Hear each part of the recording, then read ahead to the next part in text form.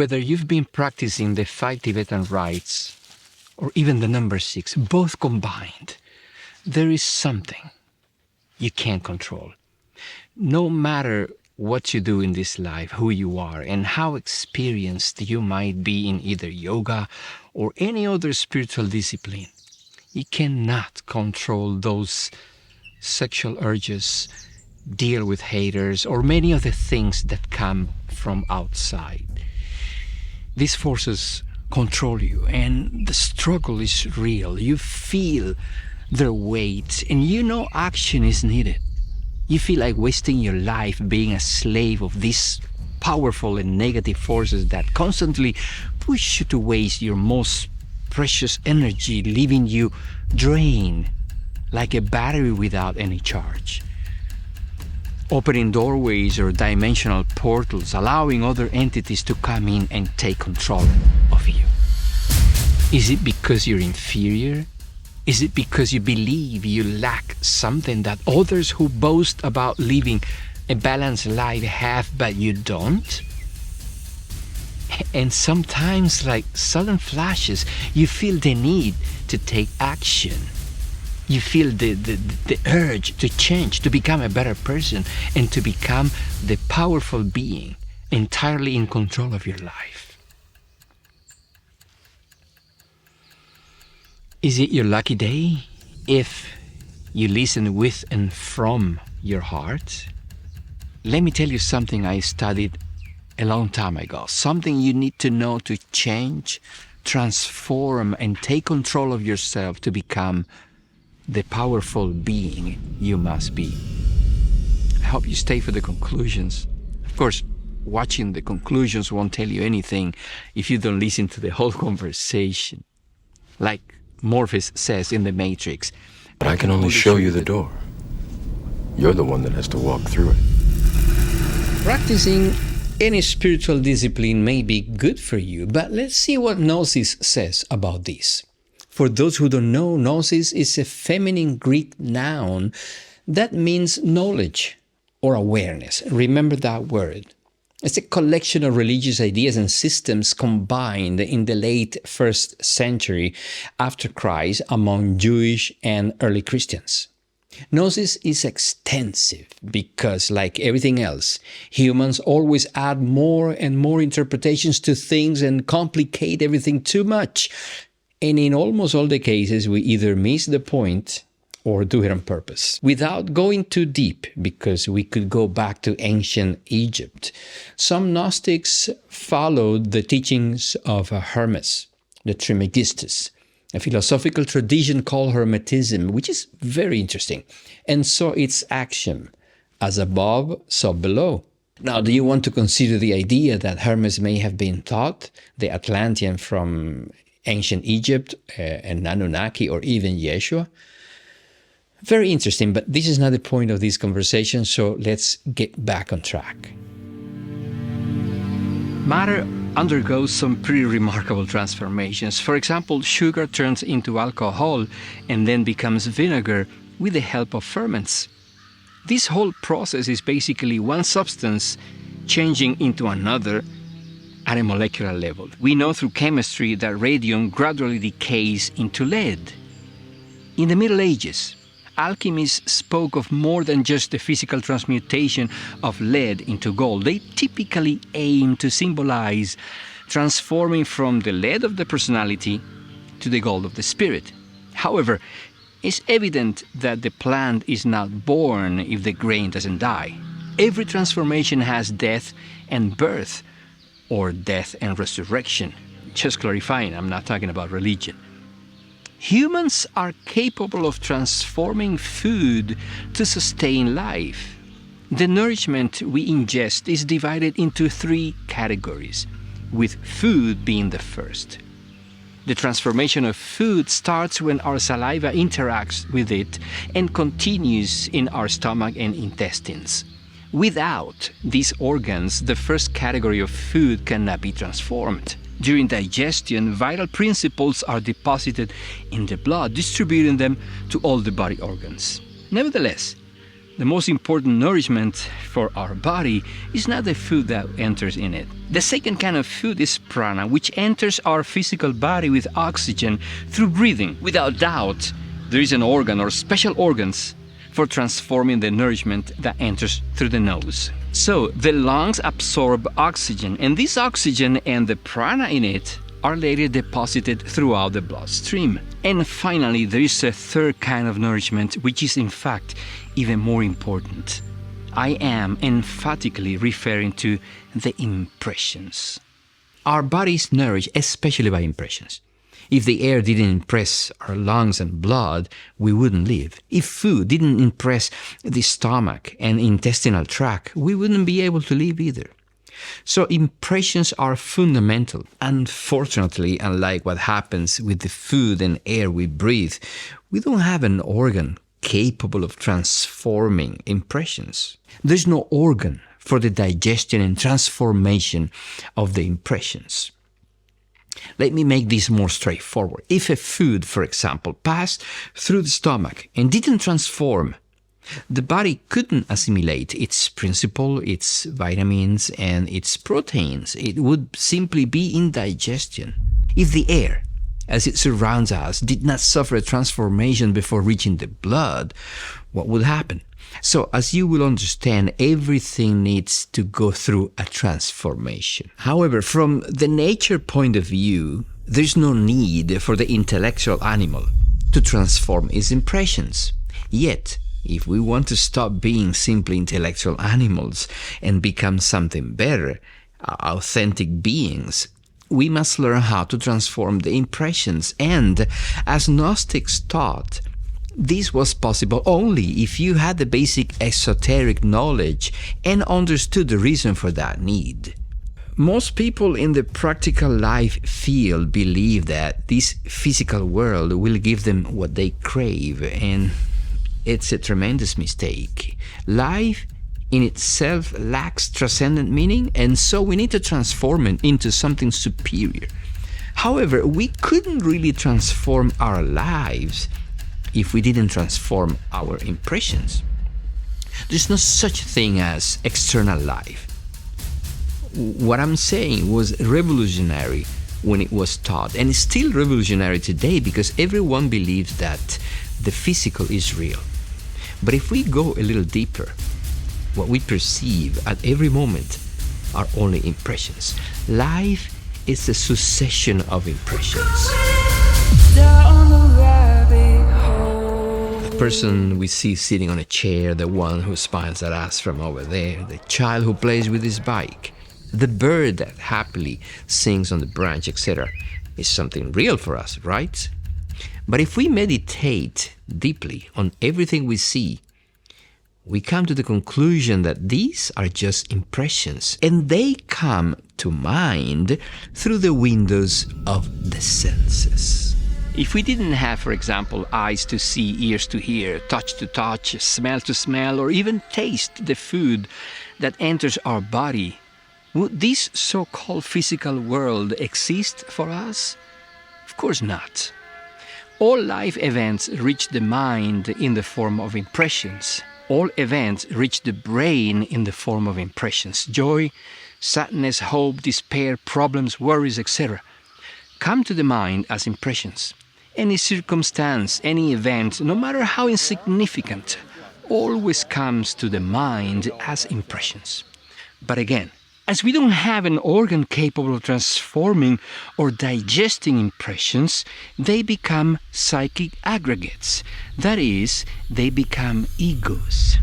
Yes, in the plural. If we don't transform the negative impression we receive, for example, from an insulter, that impression becomes a desire of revenge within us, an eye of revenge.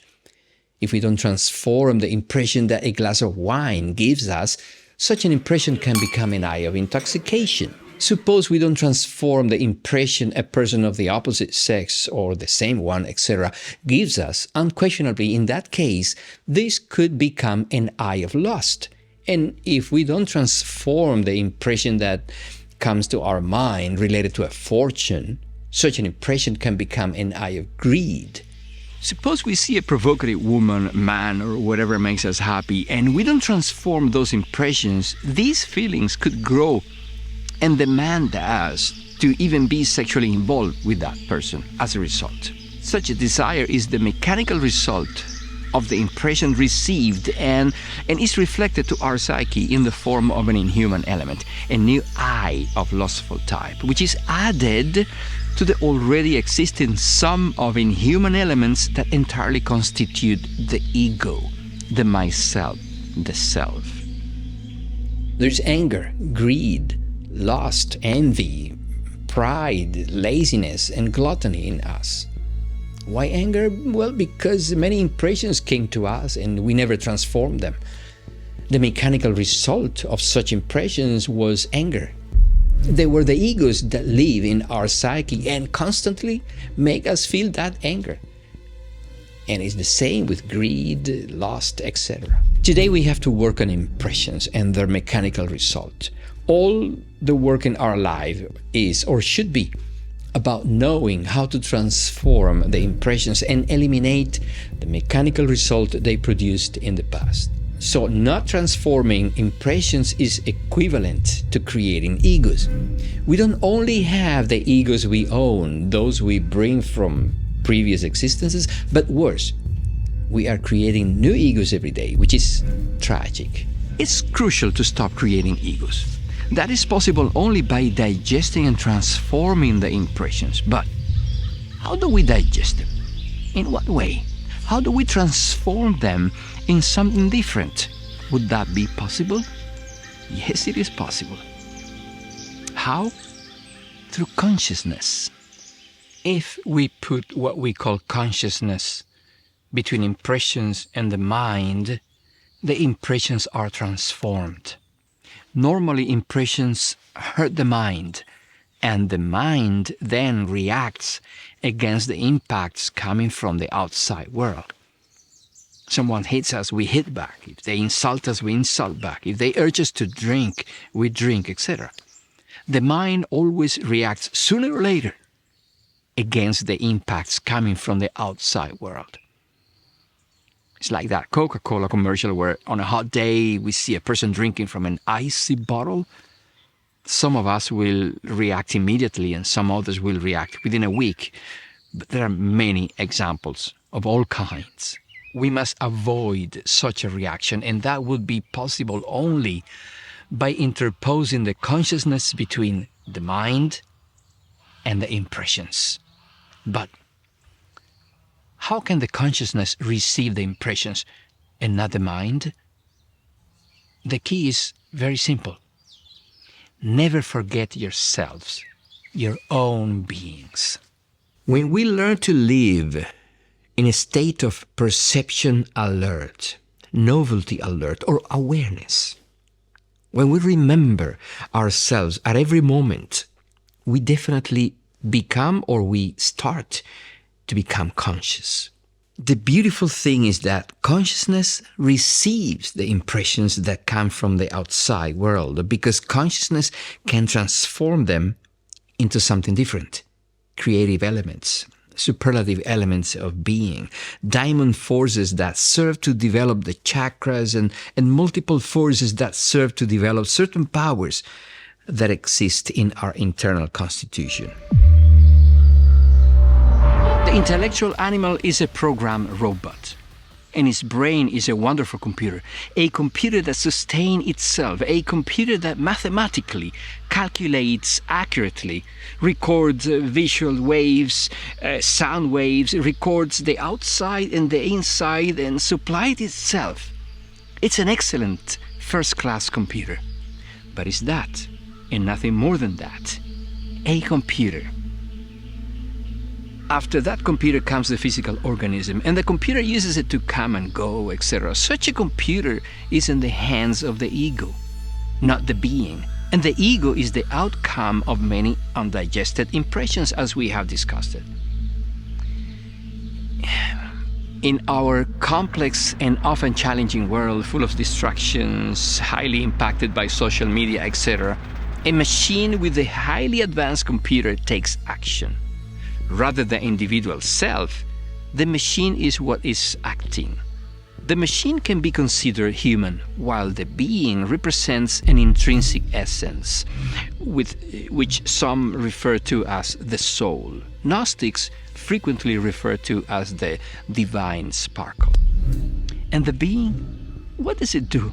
While we are here suffering, partying, crying, trying desperately to earn what we need to pay the rent, food, clothes, a new car, etc. It lives happy in the Milky Way. It moves freely around dimensions. However, knowing that we must eliminate psychic aggregates is not all. We need to stop creating new ones. We need to digest the impressions and transform them into different forces so we don't continue creating new ones. Some impressions are not very pleasant, for example, defamation or the words of a hater. But if we can transform the impressions that such words produce to us, then those words become meaningless. Certainly, the words of a hater have no more value than the ones given to them by the hater. If the hater doesn't give value to such words, they are worthless. When we understand these, we can transform those impressions into something different, in love, compassion, tolerance for the hater, etc. If, for instance, an image of a provocative woman comes to mind, we can transform that lustful impression through understanding. We can shift our perception by recognizing that the image is temporary and the beauty is illusory. If we take a moment to acknowledge the woman's mortality and envision her body decaying in the grave, we can easily transform the passionate impression into one of purity. This transformation will effectively eliminate any remaining egos of lust in the psyche. Therefore, we must constantly transform impressions, not only present but also past ones. No one could put a tree, a chair, a house, or a palace inside our mind. In our minds, everything is an impression of a world that we call external, but that is really not as external as we think. If we want to be different, we need to transform ourselves completely. And if we want to transform ourselves, we must start by transforming the impressions. This is the key to the radical transformation of the individual. All I'm trying to say is that you could practice the 5 Tibetans all your life.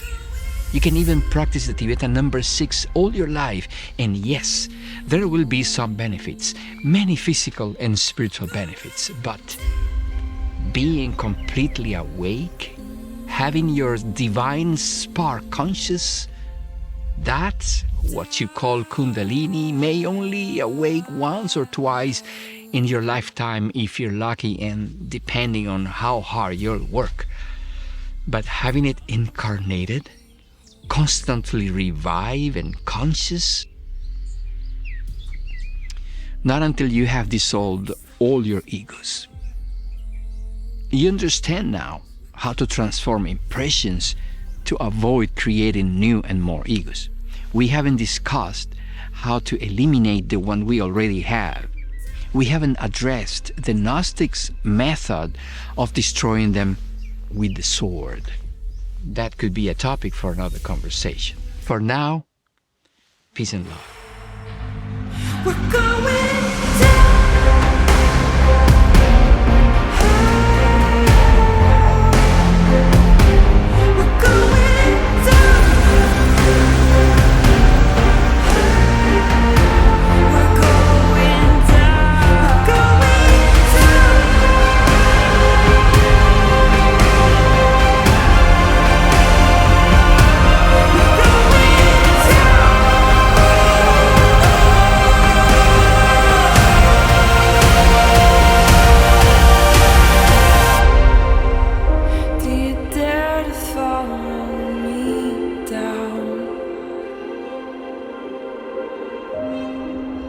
Head into the